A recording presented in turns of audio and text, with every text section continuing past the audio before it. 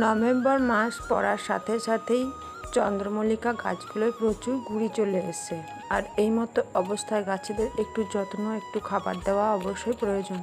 তো আমি এখন চলে এসেছি গাছেদের মধ্যে, চন্দ্রমল্লিকা গাছেদের মধ্যে দিয়ে দেবো একটু ডিমের খোলা, যাতে করে ক্যালসিয়ামের অভাব দূর হবে। আর দিয়ে দিয়েছি চায়ের পাতা, চায়ের পাতাতে নাইট্রোজেনের অভাব দূর হবে।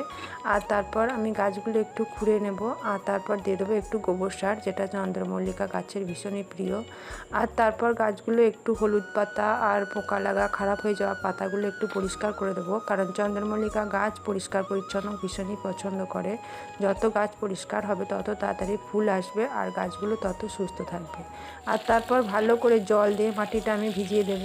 আর একটু জলটা শুকিয়ে গেলে উপর থেকে একটু নিমখোল দিয়ে দেবো, যাতে করে গাছের পোকামাকড়গুলো নষ্ট হয়ে যায়, পিঁপড়ের উপদ্রব থেকে গাছগুলো বাঁচে। আর এখন আর কোনো কেমিক্যাল বা কোনো কিছু খাবার